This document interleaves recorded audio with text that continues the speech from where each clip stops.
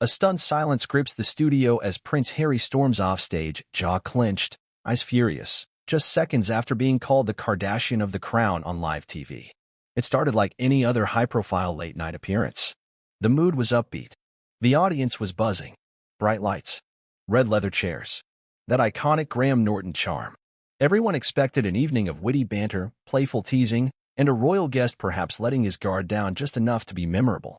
But nobody, not even the production crew, expected that within the next 30 minutes, Prince Harry would walk off the set mid-recording in a storm of fury, humiliated by a joke that would send shockwaves through British media, American networks, and royal watchers around the globe. Before we continue, please hit the like button, subscribe to the channel, and turn on the notification bell for updates. This was no ordinary blunder. This was a moment tailor-made for viral headlines, a scene that would burn itself into the pop culture psyche. The Duke of Sussex, once a darling of the British public, now visibly seething as he stood up in front of a live audience and stormed out of one of the UK's most popular talk shows. And all it took to tip him over the edge was one line from the host. One razor-sharp quip that landed like a bombshell and refused to fade into the background. You've turned royal drama into a franchise. You're basically the Kardashian of the Crown, aren't you? That sentence, delivered with Graham Norton's signature mix of irony and impish humor, detonated more than laughter in the studio. It triggered a raw, visceral reaction from Harry, one the public had never seen on such a public stage before. Not during his Oprah interview. Not during the Netflix docuseries. Not even during the release of Spare. This wasn't controlled damage. This was emotional combustion. And it happened live, on the very stage where some of Britain's most iconic interviews have taken place. But what really happened that night? Why did one comment from a seasoned comedian cause such a meltdown from a royal who had weathered storms far more ferocious than a talk show jab? Was it the joke itself, or what the joke revealed? This video dives headfirst into the chaos, unpacks the deeper context, and peels back the layers on a moment that's not just about one man's reaction, but about an entire cultural shift in how we consume royalty, trauma, and tabloid spectacle. As the cameras rolled, the setting seemed perfectly orchestrated for a routine yet compelling interview. The Duke of Sussex had just wrapped a string of media appearances promoting the upcoming second season of his Apple TV Plus mental health series, and many saw his decision to appear on Graham Norton as part of a broader strategy to charm British audiences again. But beneath the polished surface, tension was crackling. Sources close to the production later revealed Harry was noticeably on edge even before filming began. He arrived 15 minutes late, wearing a tight smile and escorted by a noticeably larger security team than usual. Insiders said he appeared tense but trying to keep it light, pacing behind the curtains, repeating rehearsed lines under his breath. One staffer whispered to a colleague, "He doesn't want to be here. You can feel it." Still, he went out on stage. The crowd gave him a warm welcome, though a few scattered boos could be heard, quickly drowned out by applause. Norton opened with charm, thanking Harry for gracing us with royal energy, and they quickly dipped into discussions about Harry's recent projects, his passion for mental health, and even a few jokes about polo and Netflix. It was halfway through the segment, when things seemed to be settling, that the infamous line dropped. It was casual. Tossed in the middle of a conversation about Harry's evolving relationship with the media. Norton leaned forward, a smile on his face, and asked, "So, be honest, with all these interviews, books, documentaries, is it fair to say you've turned royal drama into a bit of a franchise? You're basically the Kardashian of the Crown, aren't you?" The audience erupted. The laugh was huge. One woman was seen slapping her knee. A man in the back row shouted, "Oh no, he didn't." Even some of the production crew were caught on camera chuckling. But Harry wasn't laughing. His face froze. For a moment, he blinked as if the words hadn't registered. Then came the slow burn. Eyebrows furrowed. Jaw tightened. He shifted in his chair and looked off stage, then straight at Graham. There was no smile, no shrug, no cheeky retort. Instead, he reached for his water, took a deep breath, and leaned into his mic. "I came here to have a conversation about mental health and healing," he said, his voice sharp but calm. "If that's the tone we're taking, I think I'm done." Then, without another word, Harry stood up. He didn't shake Graham's hand. He didn't address the crowd. He didn't look back. He simply walked off the stage, leaving a stunned host, a silent audience, and a world of speculation in his wake. The production team scrambled. One assistant tried to follow him offstage. Another handed Graham a cue card as he tried to recover the moment with a nervous chuckle. "Well, that wasn't in the script," he mumbled, trying to keep the mood light. But the damage was done. What followed was a media firestorm. Within minutes, the clip was trending on social media. Hashtags exploded across Twitter, Reddit threads popped up with theories, and Instagram reels dissected the footage frame by frame. Late-night shows in the U.S. ran with the joke. Talk show hosts from Australia to Canada chimed in. Within 6 hours, the words "Kardashian of the Crown" had become a meme, a slur, and a rallying cry, depending on who was using it.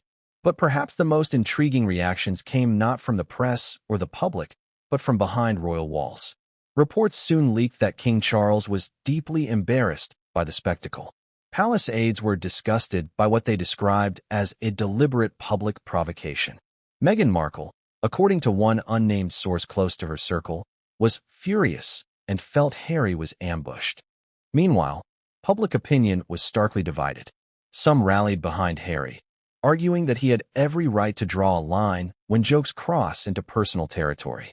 Others accused him of hypocrisy, suggesting that if he can sell his story to Oprah, Netflix, and Random House, he should be able to take a joke on a talk show.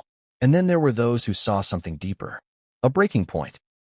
A moment of raw, unfiltered human emotion from a man who, for all his media polish, may still be carrying wounds that no interview or bestseller can truly heal. This video will walk you through every second of that dramatic exit, reconstruct the timeline, analyze the responses from every angle, and explore what it all really means for Harry, for the monarchy, and for a public that's increasingly torn between sympathy and scrutiny. Was this moment a betrayal by a host who crossed the line? Or was it an unmasking, the slip of the curtain on a carefully managed image?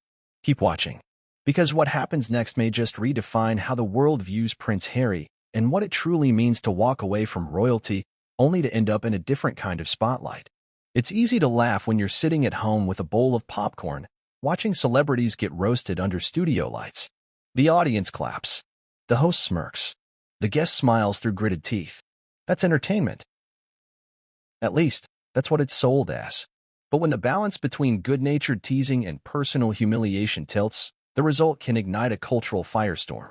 And in this case, the match was lit by none other than Graham Norton, a man who built an entire empire on razor-sharp wit and an uncanny ability to make the mighty squirm. To understand the scale of what happened between Graham Norton and Prince Harry that night, we have to take a step back. This wasn't just a moment of TV banter gone awry. It was the collision of two powerful public figures, one a seasoned broadcaster who has seen the world's biggest names crumble and crack under pressure, the other a royal who stepped away from the crown to embrace media on his own terms. Both knew how to play the game, but only one of them had the home field advantage. For nearly 2 decades, Graham Norton has been the UK's unofficial Minister of Mischief. With his quick tongue, camp charm, and piercing insight disguised as comedy, Norton has made a career of catching guests off guard.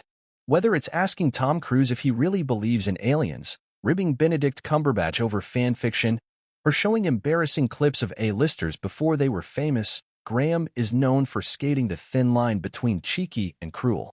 It's part of the show. It's part of the brand. And until now, no one had really snapped back. Prince Harry, by contrast, wasn't born into this world. He was born into another, one of protocol, dignity, and carefully curated appearances. And while he has made efforts to rebrand himself as relatable, authentic, and media-savvy in the years following his royal departure, there is a stark difference between a controlled sit-down with Oprah and a freewheeling talk show with a host who pulls no punches. That's where the tension began to simmer, long before the Kardashian comment ever reached the mic. Insiders say that during pre-show preparation, there were already warning signs. According to one anonymous crew member, Harry's team had submitted a list of topics deemed inappropriate. Graham's producers reportedly acknowledged the list, but made no promises. This is standard for high-profile interviews. A guest may request certain lines not be crossed, but the final cut often rests with the host and the network. And Graham Norton has never been one to let his guests dictate the tone of his show. Multiple sources claim Graham saw the list and laughed. Not maliciously, but with a shrug that said, "You don't come on my couch and expect to run the show." In other words, this wasn't going to be an Oprah special. This was going to be real talk. or at least real enough to make great television. From the moment the interview started, viewers noticed a strange dynamic. Graham was warm, yes. Charming, yes. But beneath the smile, there was a subtle tension in the way he phrased his questions. It was as if he were probing, not just for answers, but for a reaction. He asked Harry about his mental health work with calm respect, but followed it up with a jab about turning his life story into serialized content. He praised Harry's honesty in his book, then raised his eyebrows and said, "I mean, you really didn't hold back, did you? Even about frostbite on your—" "Well, we'll stop there." The audience laughed. Harry smiled, but the smile was tight, controlled, tired. This is where Graham thrives. He pokes, he prods, and he dances just shy of disrespect. But in the case of Harry, it wasn't just the jokes. It was the growing awareness that Norton was reflecting back a version of Harry the Prince wasn't ready to face. Not the noble advocate, not the trauma survivor, but the content creator, the media figure, the man whose deepest pain had become marketable. That's what made the Kardashian comparison so brutal. It wasn't the words themselves.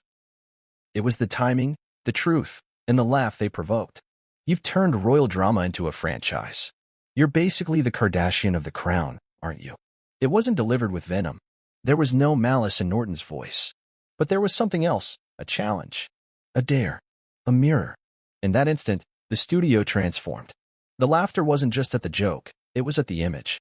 The idea that a prince, once revered as the people's royal, had morphed into something grotesquely familiar, a celebrity who commodifies confession, a man whose pain is polished and packaged for streaming audiences around the world. There are those who argue that Graham went too far, that joking about someone's lived trauma, especially when that trauma involves losing a mother in the public eye and being hounded by paparazzi since childhood, crosses a line. And they may be right. But others argue something different.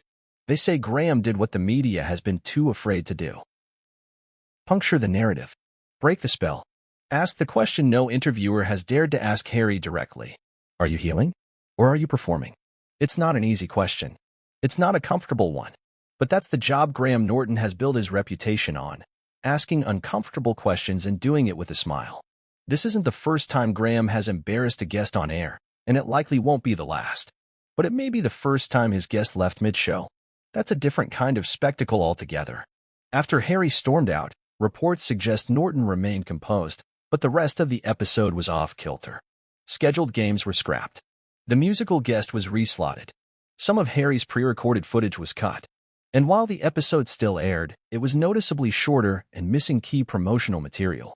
The BBC, under whose umbrella the show airs, released a carefully worded statement afterward. We regret that Prince Harry chose to end the interview early. We remain committed to open and respectful dialogue with all guests. But behind the scenes, the vibe was different. Producers were thrilled by the ratings spike. Media agencies flooded the studio with requests for outtakes. And while Norton didn't make a public apology, sources say he privately expressed surprise at the reaction, not regret for the line itself.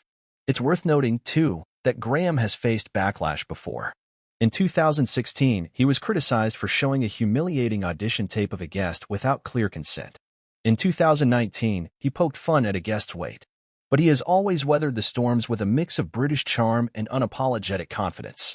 He knows his brand, and this moment only cemented it further.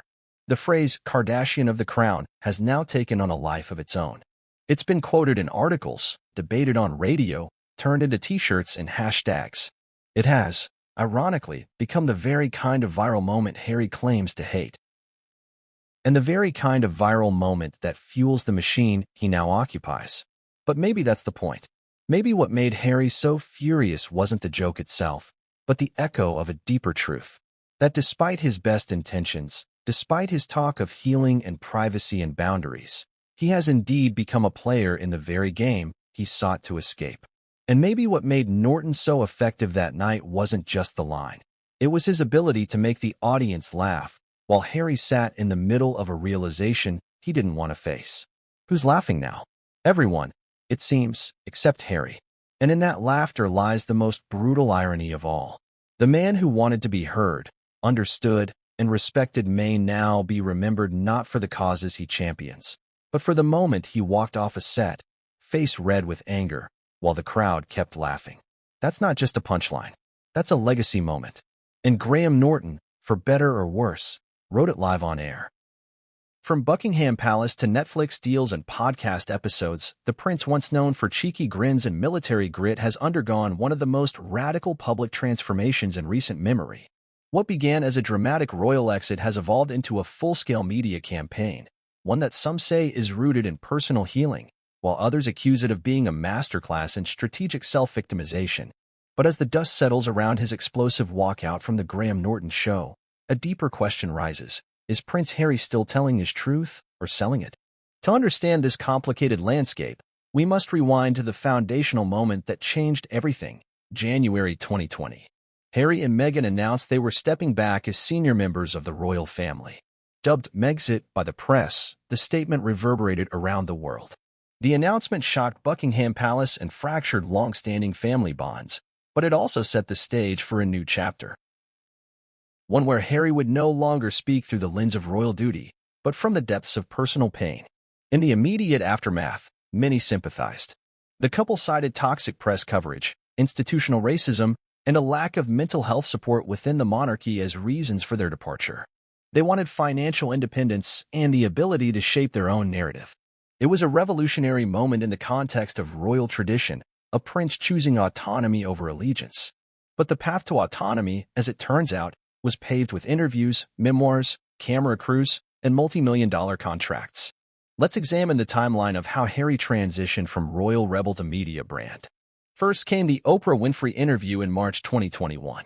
Sitting across from one of the most influential figures in American media, Harry and Meghan laid their pain bare. Accusations of racism, neglect, and isolation within the royal family sent shockwaves through British institutions. The ratings were astronomical. Sympathy poured in from Hollywood elites, social justice advocates, and a generation of viewers who saw in Harry and Meghan reflections of their own trauma. The interview was raw, compelling, and crucially, editorially controlled. There were no comedic jabs, no audience laughter, no unpredictable shifts in tone. It was serious, heavy, emotional. The pair were not just speaking. They were presenting a version of themselves, misunderstood, mistreated, and reborn in the glow of a more compassionate narrative. From there, the media ventures came rapidly. Harry signed a deal with Penguin Random House for Spare, his highly anticipated memoir. In it, he detailed family arguments, military service, drug use, therapy sessions, and his unresolved grief over the loss of his mother, Princess Diana.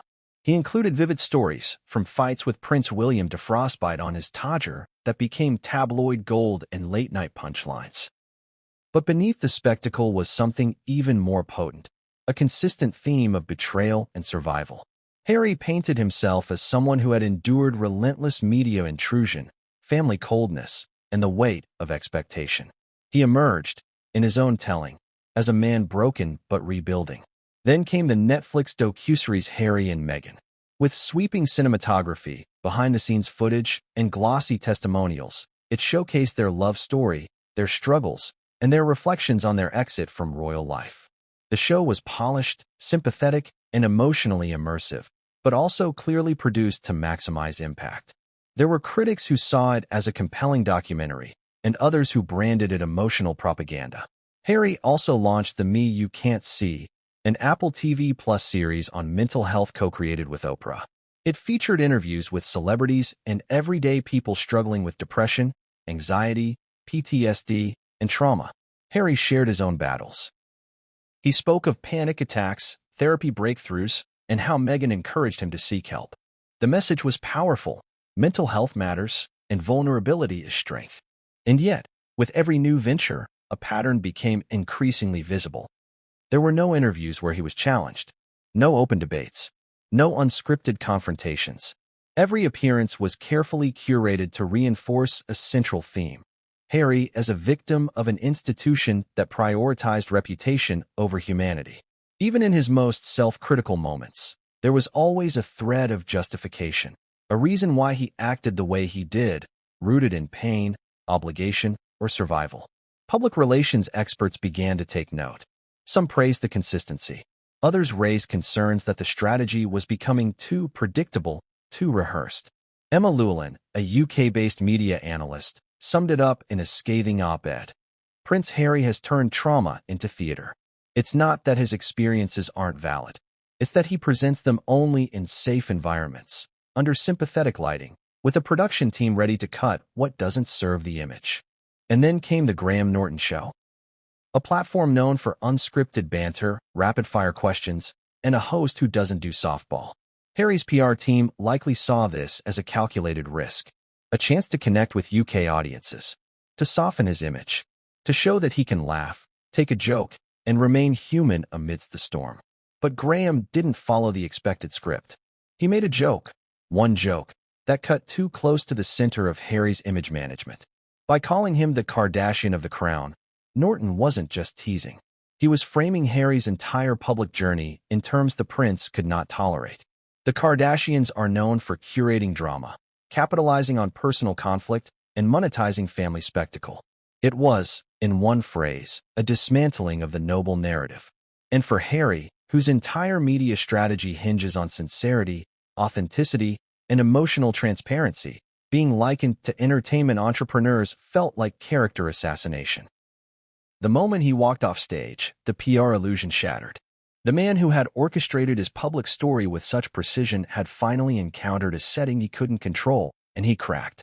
This raises the fundamental question: has Harry become a victim of his own narrative? In storytelling, there's a concept known as narrative prison. It's when a character becomes so bound to their identity, their backstory, or their public role that they can no longer escape it, even if they want to. Every decision must reinforce the story they've told. Every deviation threatens the structure. And any confrontation, like the one Graham Norton delivered, becomes a crisis. Harry may now be living in that prison. Every time he speaks, he must speak from pain. Every time he appears, it must be vulnerable. He is expected to be the same man he was when he first left the royal family, disillusioned, wounded, brave.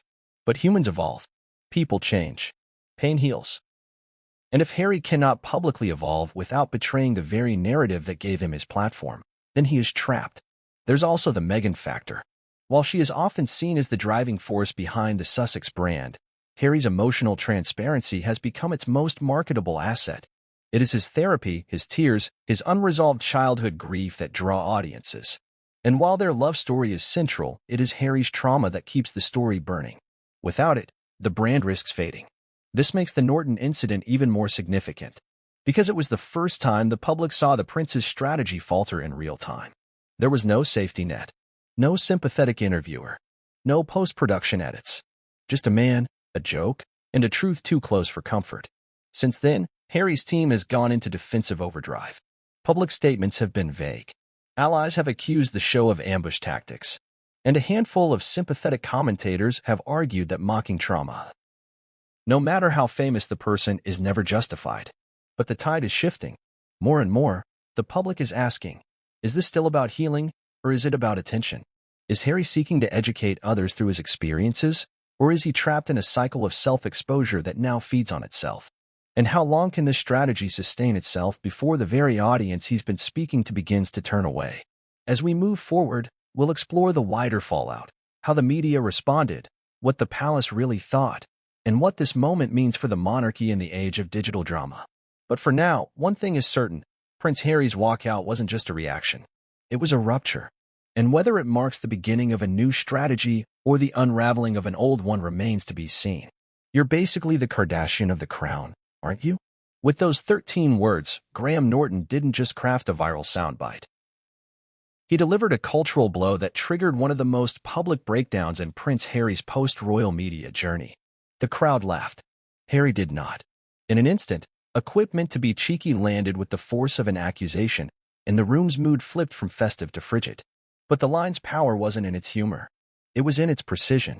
It was a mirror reflecting back a truth many had whispered, but no one had dared to say directly to the Duke of Sussex, that his public life had become indistinguishable from the tabloid culture he claimed to despise. To fully grasp the weight of Norton's metaphor, one must first understand what the Kardashians represent in contemporary culture.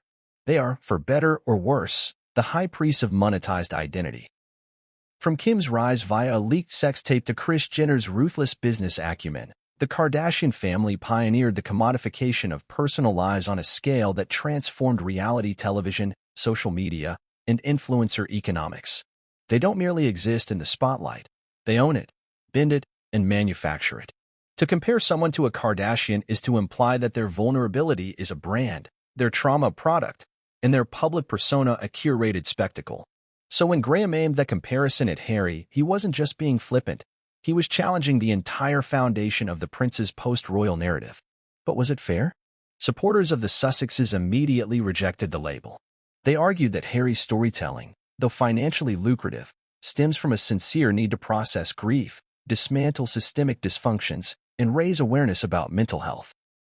Unlike the Kardashians, who engineer conflict for content, Harry's pain was real, involuntary, and deeply tied to one of the most tragic public events in modern royal history, the death of his mother. Yet critics were swift to highlight the parallels. In a scathing column in The Telegraph, one royal analyst wrote, "The Sussexes have built an empire not just on confession, but on the perpetual reframing of victimhood. Each new appearance, interview, or publication peels back another layer of personal conflict, not necessarily for clarity, but for continuity." And that is precisely the Kardashian model. Let's look at the evidence. Since leaving the royal family, Harry and Meghan have produced a string of content centered on their personal journey. In Spare, Harry recounts family fights, personal insecurities, and even intimate medical anecdotes. The Netflix docuseries, heavily curated with home footage, reads as a family drama with global stakes. Their Spotify podcast, though less explosive, often hinges on themes of self-revelation and societal misunderstanding. In nearly every venture, the narrative arc is the same: oppression, awakening, escape, and self-reinvention. It's a compelling story, but it also has a rhythm, and rhythms can become formulas. That's where the Kardashian comparison gains traction. Not because Harry's life is artificial, but because the storytelling around it has become professionalized.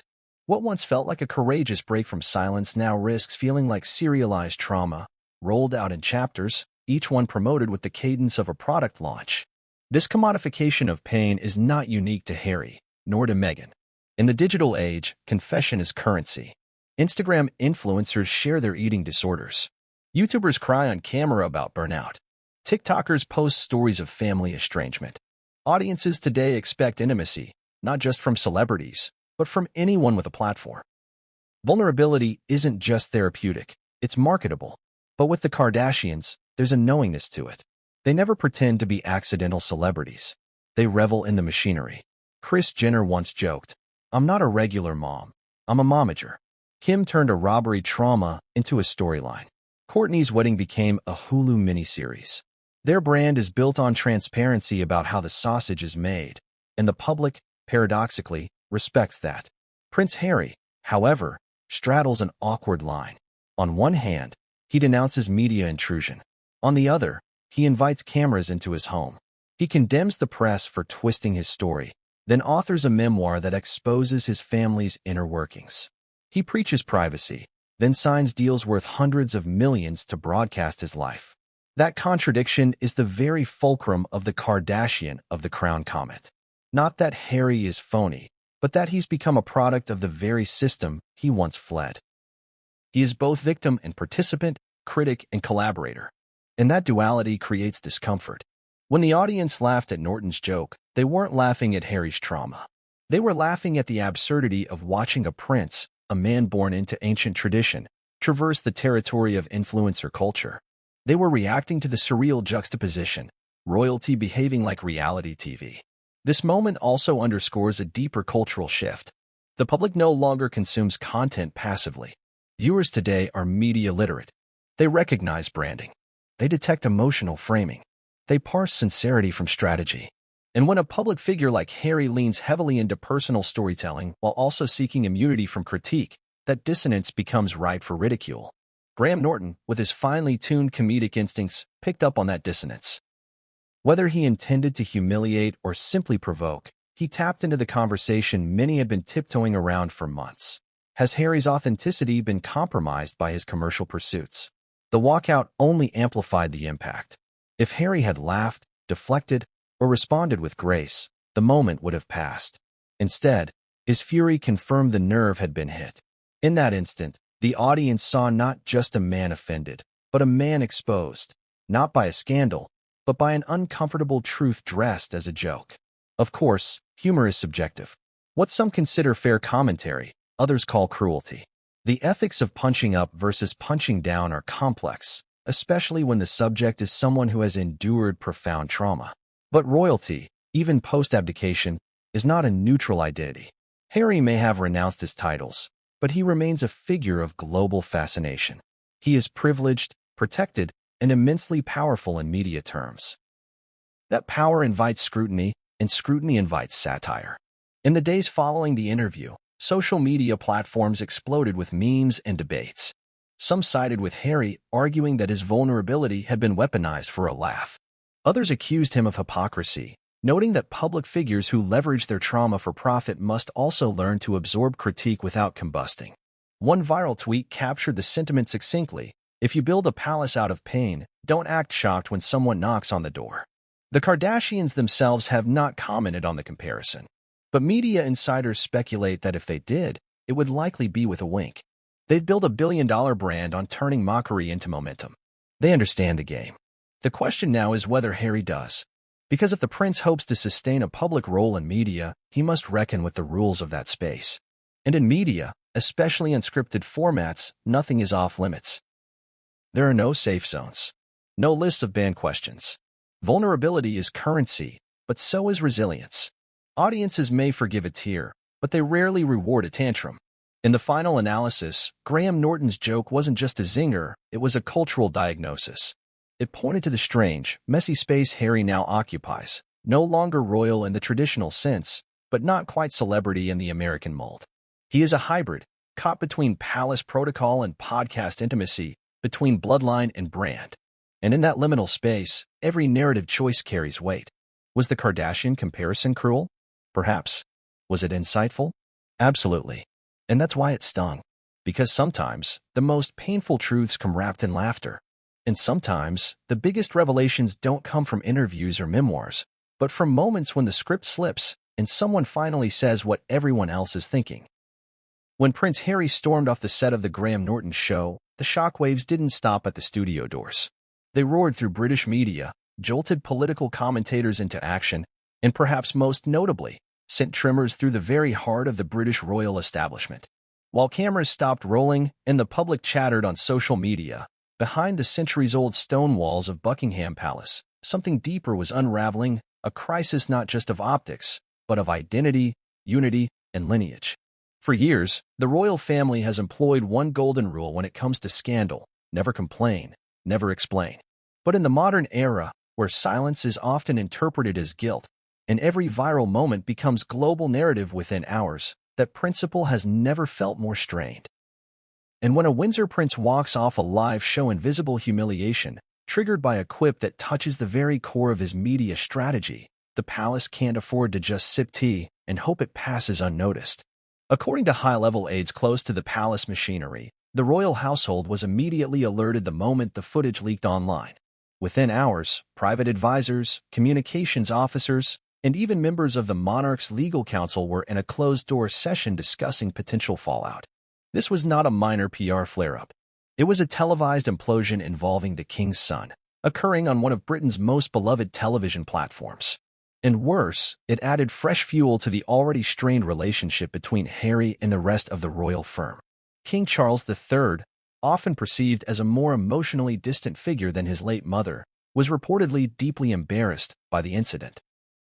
A senior aide revealed that Charles had not been informed in advance about Harry's appearance on the show and only learned of the blow-up after it had made international headlines.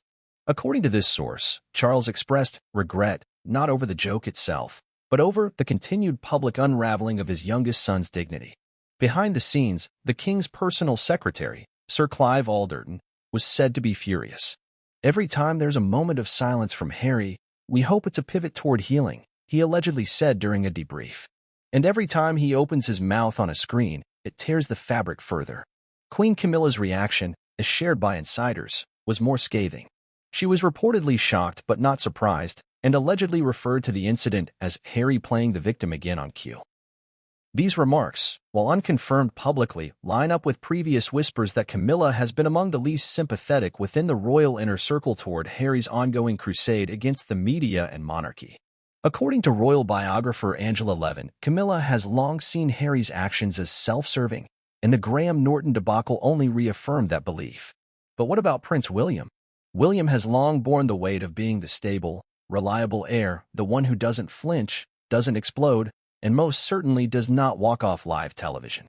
The contrast between the brothers has been amplified with each public misstep by Harry. Sources close to Kensington Palace say William was quietly enraged, but chose not to comment publicly or privately. One source close to William claimed he viewed the incident as sad but unsurprising, adding that Harry's media choices keep creating storms that the rest of the family must endure in silence. This silence, however, is more than just royal stoicism. It's strategy. The monarchy has spent centuries mastering the art of detachment, and even when they are privately furious, they are publicly aloof. But make no mistake, the repercussions of Harry's walkout are being felt within every layer of the institution. It didn't just spark embarrassment. It reopened festering wounds. Consider Princess Anne, often described as the monarchy's most stoic and no-nonsense figure. She reportedly made a comment during a private dinner at Balmoral, saying, "If he wants to be a showman, let him join the circus, not the crown." And scorn cuts deep, not only because of her status in the royal pecking order, but because she rarely speaks on personal family matters. Her quiet condemnation reflects how serious the institution views public emotional outbursts, especially when they involve association with the crown. The Graham Norton incident also threw into question the carefully guarded media strategy of the palace itself. Since Charles's ascension, the monarchy has tried to present a modern, accessible image without compromising tradition. They've leaned on calculated press releases, soft-focused documentaries, and quiet diplomacy. The goal? To appear human, but not performative. Prince Harry's highly visible breakdown on a beloved British talk show threatens to pull the rest of the monarchy into that murky space between spectacle and sincerity. Behind the scenes, multiple meetings were convened between royal press offices and their legal teams. There was debate about whether to request edits to the broadcast or demand a retraction from the show. Ultimately, the palace chose silence, hoping that by staying above the fray, the scandal would burn out faster than it would escalate. But that didn't stop quiet pressure from being applied. According to insiders at the BBC, calls were made, informal but pointed, asking about the network's editorial choices. While no legal threat was issued, the message was clear. This kind of publicity could damage already delicate relationships between the institution and Britain's most powerful broadcaster. But more than any public relations discomfort, the deeper crisis was emotional. There was reportedly a phone call attempt made from Prince Edward, the royal family's quiet diplomat, to Harry the following day. It went unanswered. The call wasn't meant as an apology or confrontation, but as a final effort to reach out in private, to remind Harry that while the family might disagree with his public antics, the door for dialogue hadn't completely closed. But silence was all that came. Within 24 hours of the incident, the royal family faced an internal reckoning. The question no one wanted to ask but couldn't avoid was now being asked in hushed tones. Has Prince Harry crossed a line too far for reconciliation? That's not a casual question. The monarchy is built on image, lineage, and the illusion of unity. When that illusion fractures, the institution suffers. And while Harry had already taken many steps away from royal life, this latest episode pushed him further than ever into the realm of outsider, not just geographically, but symbolically. There were even reports, though unconfirmed, that a private memorandum was circulated within palace staff to refrain from mentioning Harry or Meghan during official engagements. Whether true or not, the fact that such rumors exist points to the growing emotional and political severing underway. What also made this fallout especially poignant was its timing. The palace has been trying to stabilize its public image after several turbulent years: the death of Queen Elizabeth, Charles's coronation, controversies around Prince Andrew, and constant media speculation about internal divisions. Harry's explosive walkout reignited attention not on the institution's future, but on its fractured past. Royal watchers began speculating that this moment could accelerate plans already in motion to slim down the monarchy, a phrase King Charles himself has used. That might include gradually erasing Harry and Meghan from ceremonial history, no photographs at upcoming state events, no inclusion in family-centered publications, and certainly no reconsideration of HRH titles for their children. It also stirred renewed debate over royal succession, roles, and representation. As public perception continues to evolve, and as younger generations grow more skeptical of monarchy in general, the question becomes, can the firm survive these ongoing ruptures without losing its mystique? Perhaps most concerning for the institution was how young Britons reacted to the scandal. Polls conducted after the incident showed a sharp generational divide. Older demographics largely sided with the palace, accusing Harry of narcissism and ingratitude. But younger audiences were split. Some applauded Harry for standing up for himself. Others felt disillusioned, not with Harry, but with the royals' inability to engage publicly, to show even a flicker of vulnerability. It's in this space, between tradition and transformation, that the monarchy now exists. Harry may have left the institution, but his shadow looms larger than ever. Each time he reemerges in the public eye, he drags the rest of the royal family into the narrative with him, willing or not. And after the Graham Norton debacle, that shadow grew even darker. Because it wasn't just a prince walking off a stage. It was a family member, a bloodline link, publicly unraveling under pressure. And for a monarchy that survives on poise, that kind of rawness is both deeply human and existentially dangerous. In the immediate aftermath of Prince Harry's televised walkout on the Graham Norton show, much of the media conversation centered on the explosive moment itself, the piercing joke, the shocked audience, the sudden exit. But while public attention was fixated on Harry's expression and Graham Norton's now infamous line, those who understand the deeper dynamics of the Sussex brand knew the emotional tremor didn't begin in that red studio chair. It began before Harry ever stepped on stage. And standing at the center of that origin point, whether seen or unseen, was Meghan Markle. To explore Prince Harry's rage without considering Meghan's influence would be to overlook one of the most intimate, complex, and strategically unified partnerships in modern celebrity culture.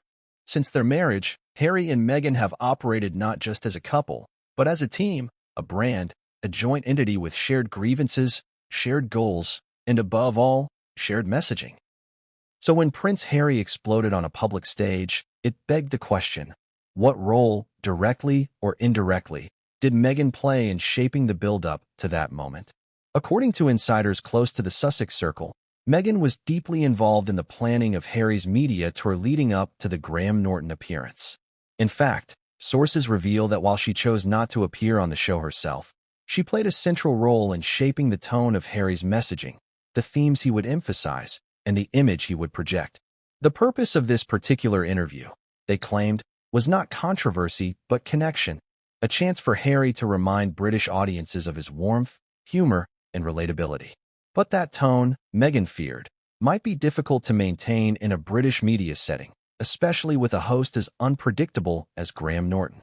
Prior to the taping, there were said to be private strategy calls between Harry's team and Meghan's LA-based PR advisors. Their concern? That British television, especially comedic formats, would not offer the kind of safe space Harry was accustomed to in the United States. While Oprah and Anderson Cooper had offered deference and empathy, Graham Norton was notorious for skewering even the most prepared guest with a well-timed barb. Allegedly, Meghan urged caution. One individual familiar with the couple's inner circle noted, Meghan was apprehensive. She knows the British press and entertainment circuits all too well. She knew what Graham was capable of. She was concerned he'd make light of Harry's emotional journey, and worse, that Harry wouldn't be prepared for it. Yet Harry, it seems, pushed ahead. Some within their circle claim he wanted to reclaim space in British media to prove he could still sit down on UK soil and not be swallowed whole by it. Meghan, loyal as always, supported his decision, but reportedly reminded him to be careful and to hold the emotional line. That phrase, hold the emotional line, has become somewhat of a guiding principle for the Sussexes. It speaks to their joint effort to maintain consistency in how their story is told, how their experiences are framed, and how the public perceives their motives. Meghan, a former actress and media professional, understands narrative better than most. She knows when to play offense and when to protect the brand. And Prince Harry, who once rebelled against the very idea of media coaching, has since come to rely on Meghan's intuition when it comes to public relations. But even the best-laid plans can't always account for improvisation, especially the kind Graham Norton is famous for. What no one in the Sussex camp could predict was that the host would land a line so sharp, so culturally loaded, that it would pierce Harry's armor and cut right to the foundation of his identity. You're basically the Kardashian of the crown, aren't you? It was more than just a joke. It was a direct challenge to the Sussex brand, which Meghan has worked tirelessly to position as principled, meaningful, and rooted in service, not spectacle. The comparison to the Kardashians didn't just embarrass Harry, it threatened the integrity of everything he and Meghan had built since Megxit. And Meghan, according to those familiar with her response, was livid. In the hours following the incident, Meghan reportedly called Harry's team from their Montecito estate, demanding a full debrief. She was, sources say, furious that Harry wasn't shielded, and heartbroken that British media had once again exploited his vulnerability for laughs. More telling, however, was the sense of personal violation. According to an individual close to her professional team, Meghan felt that the comparison wasn't just insulting, it was calculated. She allegedly told a friend, "They don't care how hard we've worked to tell our story the right way. They still see us as caricatures." That comment highlights a key truth about Meghan's role in their media narrative. She has always viewed storytelling as a battlefield, one where missteps are punished, nuance is ignored, and redemption is rare. In that sense, her instincts were correct. The British media and public had long framed the Sussexes in simplistic terms: fame-hungry, hypocritical, disloyal. Meghan's entire public journey has been a battle to upend that narrative, to replace it with something more complex and compassionate. Harry's walkout was, for her, not just a loss of composure. It was a crack in the discipline they'd fought to uphold. But here's the more uncomfortable question. Did Meghan's influence, no matter how well-intentioned, help create the conditions for the meltdown? It's worth considering how much pressure Harry may have been under to perform not just for the cameras, but for the brand, their brand.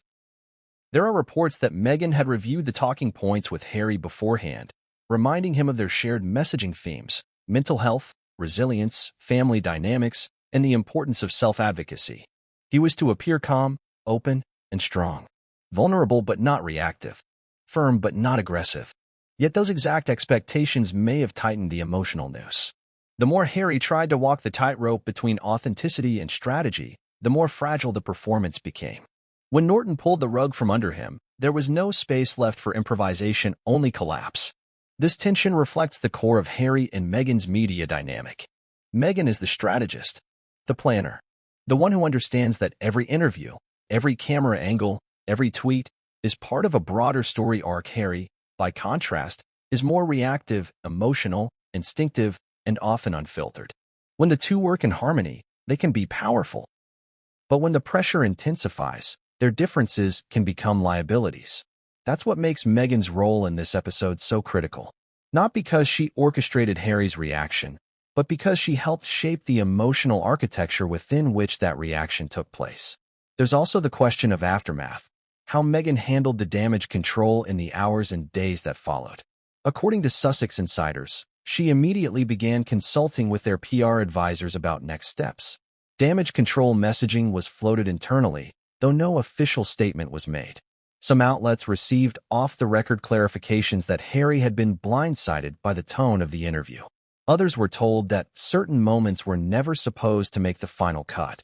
But more revealing was Meghan's absence from public view. While Harry bore the full brunt of the walkout's media fallout, Meghan remained behind the scenes, neither defending her husband publicly nor distancing herself from the incident. For some critics, this raised eyebrows. Was she allowing Harry to take the fall? Was she protecting herself from further backlash? Others saw it differently. Meghan, they argue, understood that inserting herself into the chaos would only compound it. Her silence, in this case, was not abandonment but strategy. Let the storm rage, let Harry recalibrate, and then return to the public eye with renewed composure. And that may well be the path they're preparing to take. Privately, there are reports that Meghan has urged Harry to pause future UK media engagements. One source says she's insisted on tighter screening of hosts, greater editorial control, and a shift back to American outlets where they have more influence over tone and content. Whether Harry agrees remains to be seen. What's clear, however, is that Meghan's role in this saga is not passive. She is not merely the supportive spouse watching from afar. She is the strategist, the curator, and in many ways, the architect of how Harry's story is told and how it's received. And when that architecture is shaken by an unanticipated blow, the fallout is not just emotional. It's operational. The moment Prince Harry stormed off the set of the Graham Norton show, the audience in the studio gasped. But beyond the studio walls, an entirely different kind of audience was just warming up. Within minutes, the footage, or at least second-hand accounts and leaks, had made its way online. Smartphones lit up, Keyboards clattered, and the court of public opinion was in full session before Harry's car had even cleared the parking lot. What followed was a cultural firestorm. Not simply a trending moment, but a viral event that fractured public sentiment and reignited some of the most polarizing conversations around Prince Harry, the monarchy, celebrity culture, and cancel culture. And in 2025, few things travel faster than a scandal involving a royal, a joke, and an unscripted reaction caught on camera. It started, as most digital wildfire moments do, with a tweet. One audience member posted, "Harry just walked off Graham Norton mid-interview." Not a joke. It got real awkward, real fast. Accompanied by a blurry clip of the prince standing up and walking out, the post exploded. Within 10 minutes, it had been retweeted over 6,000 times. Within an hour, major entertainment accounts were quoting it. And by the end of the evening, the hashtag Kardashian of the Crown had become the #1 trending topic in the UK and top 3 globally. The reactions were immediate and brutally divided. On one side, there were those who ridiculed Harry. They mocked his sensitivity, painted him as a privileged man incapable of taking a joke, and accused him of using trauma as a publicity tool while demanding royal respect without royal responsibility. Memes flooded X, formerly Twitter, Instagram, and TikTok. One particularly viral meme superimposed Harry's face onto a Keeping Up with the Kardashians poster, replacing the title with "Cashing in with the Crown." Another showed a photoshopped image of Harry walking off set with the caption, "When the trauma doesn't trend anymore." These weren't isolated jokes. They were digital barometers of a much larger sentiment, fatigue. A growing portion of the public, particularly in the UK, had begun to tire of Harry's continual public appearances, confessions, and accusations. In this latest display, a storm out over what many saw as a relatively mild quip became symbolic of the growing disconnect between Harry's self-perception and the way many people see him. "He wants the perks of royal fame without the scrutiny," wrote one commenter. "He fled the UK because of the press, but now he's on every podcast, every streaming platform, and every interview circuit. Which is it?" That thread alone garnered tens of thousands of likes and sparked heated debates in the replies. Some called it a fair critique. Others insisted it lacked compassion. Because on the other side of the spectrum, there was also a significant wave of sympathy for Harry. For every meme that mocked him, there was a thread reminding the public of his history. His mother's tragic death, the relentless media pursuit, the tabloid lies, the emotional fallout. To these supporters, Graham Norton's joke wasn't clever, it was cruel. A calculated jab at a man whose life had been dissected and exploited since childhood. One user wrote, "Imagine watching your mother die in the media spotlight, only to have a comedian years later compare your efforts to speak out to reality TV. Disgusting." This sentiment quickly caught traction among mental health advocates and public figures. Several psychologists took to their platforms to caution against shaming people for emotional responses, particularly those who have publicly shared their struggles with PTSD, anxiety, or grief. One therapist with a large following posted a video explaining trauma triggers, using Harry's reaction as a real-time case study of how unresolved pain can manifest unexpectedly. Even celebrities got involved. A-list actor Idris Elba tweeted in defense of Harry, saying, "Mental health is no joke. We ask people to open up, then we mock them when they do. Can't have it both ways." On the flip side, Piers Morgan wasted no time piling on. The controversial broadcaster posted a scathing video calling Harry the most overindulged, self-obsessed man on the planet. The clip went viral, generating both applause and outrage, and reigniting Morgan's long-running public feud with the Sussexes. The divide didn't stop at individuals. Media outlets, too, chose sides. British tabloids like the Daily Mail and The Sun ran headlines such as "Harry throws a fit on live TV, royals cringe at the fallout." While more progressive publications like The Guardian explored the ethical implications of mocking mental health struggles for entertainment. American coverage was gentler, with outlets like Variety and People magazine framing the event as tense, but not scandalous. In Hollywood circles, the dominant mood was caution, criticize too harshly and risk alienating fans of the couple's humanitarian work, support too loudly and risk appearing blind to the commodification critiques. Yet perhaps the most fascinating battleground was TikTok. The app, notorious for spinning humor out of controversy, became a minefield of parody videos, deep analysis, and conflicting opinions. Teen creators posted skits mocking the incident, reenacting Harry's walk-off with exaggerated facial expressions and dramatic soundtracks. Others took a more serious approach, offering frame-by-frame breakdowns of his reaction, reading body language, and debating what triggered his decision to leave. There was also a flurry of think pieces published on Medium, Substack, and independent blogs. These articles explored broader themes. What does it mean to monetize trauma? Can vulnerability be authentic if it's profitable? Is the public too quick to demand openness from public figures, only to ridicule them when their rawness becomes uncomfortable? Amid the chaos, cancel culture discourse once again came roaring to the forefront. Was Graham Norton being canceled for his joke? Absolutely not. If anything, his popularity surged in the immediate aftermath. His supporters praised his courage to say what everyone was thinking, while detractors called him heartless. But the idea of cancellation shifted away from the host and toward the prince. In digital terms, Harry was undergoing a reputational recoil. He wasn't being canceled in the traditional sense, but a tide was clearly turning. For years, he had enjoyed a halo of sympathy. Now, the narrative was growing more cynical.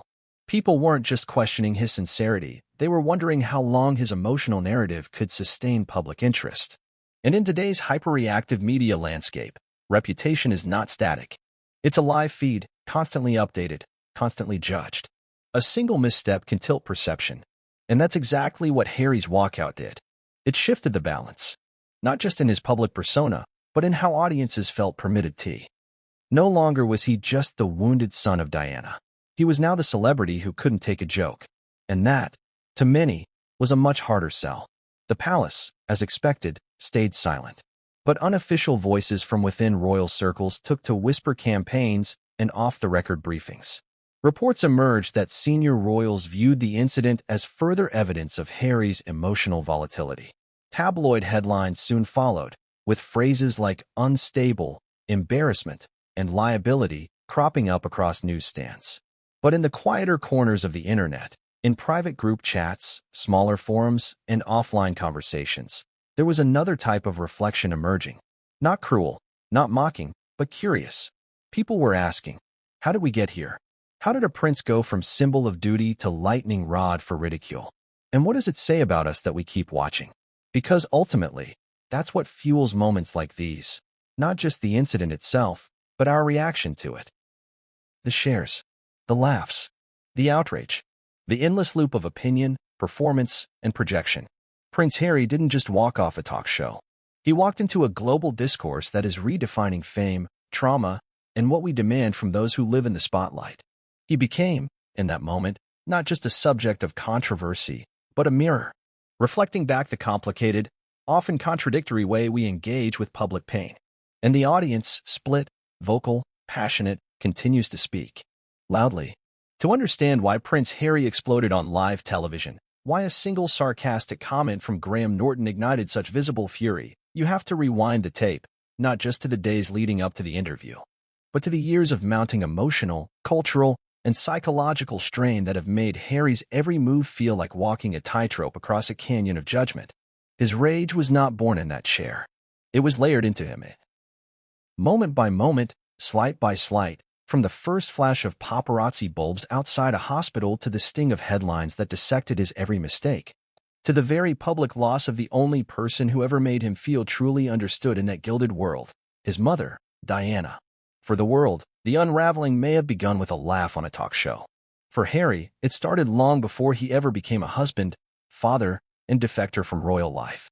It began as a boy, forced to walk behind his mother's coffin as cameras zoomed in and global eyes soaked up his grief like entertainment. That moment, quiet, haunting, unforgettable, remains etched in the memory of millions. But for Harry, it never stopped playing. While the public moved on, Harry remained stuck in a loop of invisible expectations. As the spare to the heir, he was always present but never central. Expected to smile but not speak out. Serve, but not question. Perform, but never challenge the structure. For years, he did just that. He wore the military uniforms, played the charming rogue, made tabloid headlines with youthful indiscretions, many of which he later acknowledged as signs of internal collapse. In one particularly raw section of his memoir Spare, Harry described feeling like a shadow walking beside a spotlight. He confessed to periods of anger, depression, substance use, and a gnawing sense that his life was never truly his own. These weren't just celebrity musings. They were confessions of a man who had been running for decades, not from fame, but from a deep dislocation of identity. And yet, for most of his early adulthood, Harry did what royals have always been taught to do: carry on. When he enlisted in the British Army and served 2 tours in Afghanistan, many saw it as his attempt to escape the palace walls. In the military, he found purpose, anonymity, and a tribe that saw him not as a symbol, but as a soldier. But even that escape was short-lived. The media followed. The narrative caught up. And when his service ended, Harry was left to return to the stage, older, more hardened, but still unsure of who he was outside the frame of royal obligation. Then came Meghan. Their union was not just romantic. It was revolutionary. Meghan offered Harry a vision of life beyond the institution. She introduced him to therapy, to spiritual practices, to a sense of agency. For the first time, he was no longer reacting to the system, he was rejecting it. Their departure from royal duties in 2020 was not just a news item. It was a cultural earthquake. But walking away from royalty didn't relieve the pressure. It redefined it. Now Harry was not just a prince, he was a brand, a symbol of resistance, a figure of controversy. Every step he took with Meghan, every interview, every statement, was dissected through the lens of loyalty or betrayal. Was he seeking healing or cashing in? Was he a voice for progress or a petulant runaway? The scrutiny didn't decrease, it intensified. Only now, Harry no longer had the cushion of palace protections or royal advisors managing his image. He had to shape it himself, alongside Meghan, and in doing so, he opened himself up to a new kind of risk, the risk of being misunderstood in real time. The Oprah interview was their debut in this new role, Harry and Meghan, uncensored and emotionally raw. It earned praise for its honesty, but also ignited fierce backlash. Allegations of racism and coldness within the royal family triggered calls for accountability, but also accusations of attention-seeking. Every admission became a headline. Every tear became a meme. From there, the pattern continued. When Harry released Spare, it was hailed by some as an unprecedented insight into royal life and condemned by others as an unnecessary betrayal of family privacy. The memoir included deeply personal stories: drug use, therapy sessions, frozen genitalia, and altercations with Prince William. It painted a vivid picture of a man trying to claw his way toward understanding, but the world didn't see a man, it saw content. Every step of that journey added weight. Each appearance, podcast, and interview tightened the emotional constraints. With every revelation, the stakes rose. And with each rising stake came a new layer of expectation, not just to perform honesty, but to maintain composure while doing it. That's the pressure Harry brought into the Graham Norton studio. He was not just there to speak. He was there to defend his narrative, to prove, once again, that his pain was real, that his choices were justified, that he was not, as many claimed, a runaway prince whining into a golden microphone. But Graham Norton doesn't play by those rules. His show is not built on validation. It thrives on discomfort, on the careful, comedic unraveling of celebrity personas. When Norton made his now infamous joke, he wasn't attacking Harry's trauma. He was attacking the presentation of it, the commercialization, the frequency, the framing. And Harry cracked. What the world saw as a temper tantrum was, in reality, the result of long-fused pressure. A slow, relentless build of public exposure, private wounds, and impossible contradictions. Because Harry, more than anything, is trapped between two truths. The first is that he has suffered, that his grief is real, that his criticisms of the monarchy are rooted in lived experience. The second is that he has chosen to share that suffering on platforms that monetize attention. He has invited cameras into his home. He has sold stories.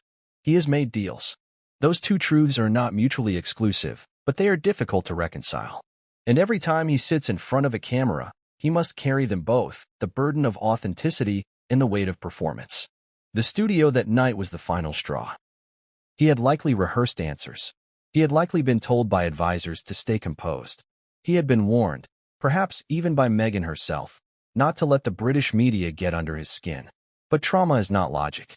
It doesn't follow scripts. It doesn't obey strategy.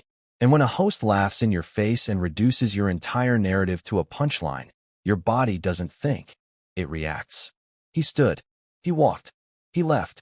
And in doing so, he shattered the fourth wall of his own story. For a moment, the polish peeled back. The managed image disintegrated. And the world didn't just see a prince or a celebrity. They saw a man. Wounded, angry, fed up. Whether that moment damaged his image or deepened it remains to be seen. But what's undeniable is that it was a moment years in the making. Because pressure doesn't always explode. Sometimes it leaks. And then one day, someone says something, one sentence, one name, one laugh, and it all floods out. It was supposed to be a light-hearted interview. Instead, it exploded into one of the most humiliating moments of Prince Harry's public life. When Graham Norton delivered a biting one-liner comparing Harry's media journey to reality TV royalty, the audience roared with laughter, but Harry didn't flinch. He stood up, walked out, and left Britain stunned. Tonight, we unpack what really happened inside that studio, why this single joke may have broken years of emotional restraint, and how this moment could change the way the world sees Prince Harry forever.